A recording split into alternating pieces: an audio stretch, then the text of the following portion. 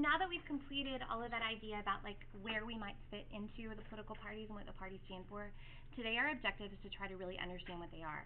We have established that people don't particularly like parties in America, that we've kind of like lost our trust in parties in a lot of ways, and yet the weird thing is parties don't ever go away. I mean, we have had them from the very beginning. They never go away. Our founders didn't like them. They're not part of the Constitution. And so we're going to try to kind of reconcile that disconnect a little bit and understand, like, well, why is it that they don't go away? And why is it that they're always going to be a part of our system? But the other thing you should see is that parties are really evolving and changing. They're dynamic. Just because we say that this is what the Republican Party stands for today, or this is what the Democratic Party stands for today, that doesn't mean it will always be that way. We're really kind of undergoing a change right now in our parties. And so we're going to look at that a little bit too and try to understand history and what is it that causes those things to change. So for homework, you guys had a question where you were going to look a little bit at the history. The question says, how has the movement of parties from the reign of patronage and political machines to candidate-centered politics diminished the role of parties? And I'm looking for a historic example. So who did this? Who's got a response for me? Sorry, do you have something? You're smiling at me. I just said new voters of the Democratic Party joined due to their attraction towards Andrew Jackson's charismatic style and strong personality.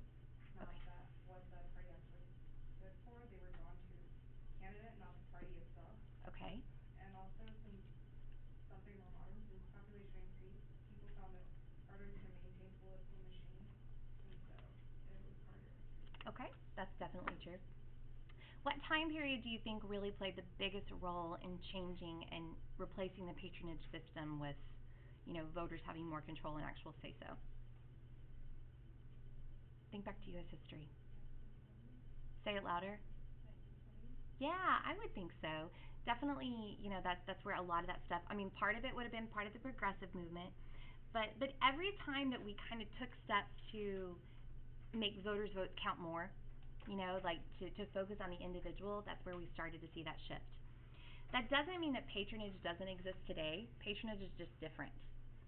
Patronage back in the day meant people buying votes, people buying jobs and political favors. Today, patronage means appointing your friends.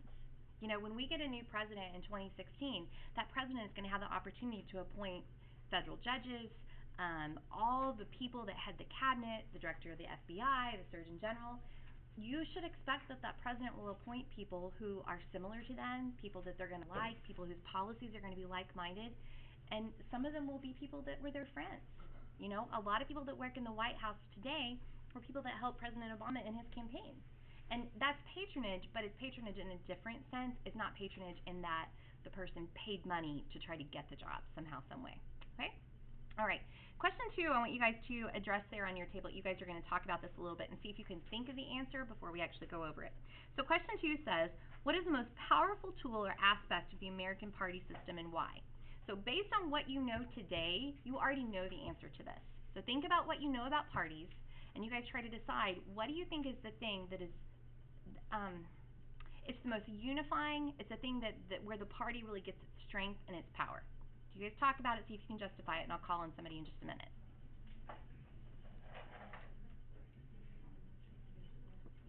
So I think I left my packet. Do you have an extra, or do you want me to write it on together? I don't have an extra because I've done exactly what I'm now. So if somebody could you come to look at. Oh,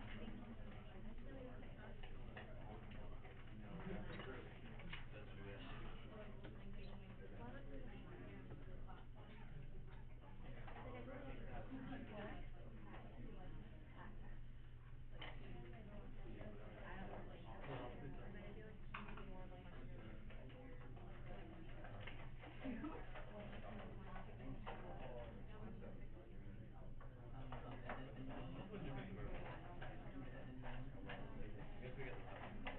All right.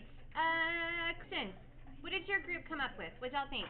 We said it was like ideas and your stances, and also being able to associate yourself with an idea or like group of people. Okay, you are absolutely on the right track. So let's go with that line of thought. What is the tool that the party uses to do all of that? to convey their ideas and their stances and bring people together. Mateo. Media, like news. Close. Maybe like Ooh, who said that? Say it louder. Platform. It's the platform.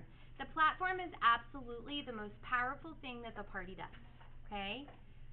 So why would the platform give us power, Taylor? because you have a voice in government and you're able to make changes and carry out what you want to happen. It's the what you want to happen. So if the job of a political party is to shape the policy agenda, the platform is them saying, this is what we want the agenda to look like. They are saying for the next 4 years, these are the things we're going to put forth. So we as voters could have the opportunity to be a delegate to the national convention, which is where the power happens. You write the platform, and that's basically saying this is what the party can agree to. Here's the thing though. If Zoe goes to the national convention and she's a Republican delegate and she helps to participate, that doesn't mean the platform's going to look 100% like what she wants. Because like everything else in our country, it's cooperation and collaboration. So people come together, it's not exactly what you want it to be. So when she comes back to Frisco, Texas, that doesn't mean that she might actively campaign for all the things in that platform. We do not have strict party allegiance in our country. We don't. Compared to other countries, you have this sense of like, the party says this and everybody sticks to the party line. I know the media tells you we're really partisan and we're really divided, but fighting with people and not getting along because they're another party is not party loyalty. That's immaturity. That's like being a toddler. That is not party loyalty. Party loyalty is voting the party line and adhering to that and trying to accomplish those kinds of policies, which is very, very different. Okay? Okay, so as we go on, there's a definition of political parties. Jake, will you read that for us? Parties are organizations that seek to influence public policy by winning elections and putting their own members into positions of government authority. Awesome. So what is the ultimate goal of a party? Put members into the They want to win elections, right? And they want to win elections in order to influence public policy. Right now, wants to win the presidency so that they can achieve X. Whatever it is that they decide at the national convention their party's going to stand for, they want to pick a candidate that can help them to achieve those things. Sometimes the candidate and the party aren't allied. You're living that more than I've ever seen in my lifetime, okay? Where the lead candidate is really not in line with what the current political party stands for. And even within the Democratic Party, we've got some dissension. We've got two candidates that are representing two different views. Well, whoever the party chooses then, that's the platform is going to end up being affected by that.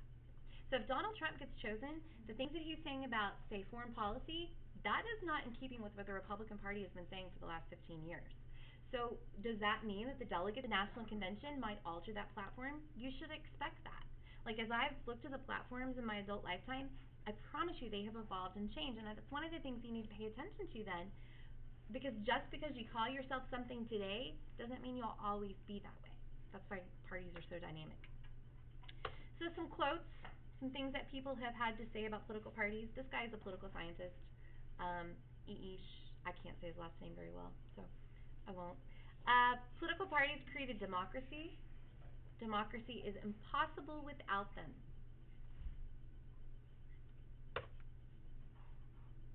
Teddy Roosevelt.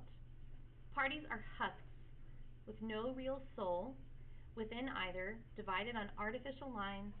They are boss-ridden, privilege-controlled, each a jumble of incongruous elements, neither daring to speak out wisely and fearlessly on what should be said of the vital issues of the day.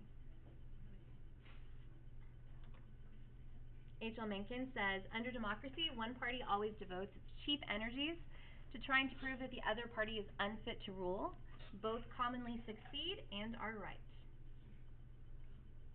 And finally, good old Governor George Wallace. I'm kidding. There's not a dime's worth of difference between the Democratic and Republican parties. So for you to kind of consider there at your table, question 3. Why are parties negatively perceived in America? In your opinion, is this a fair description? Why or why not? I'd like for you to actually kind of think about this yourself and formulate an answer yourself, and then we'll take some time to share.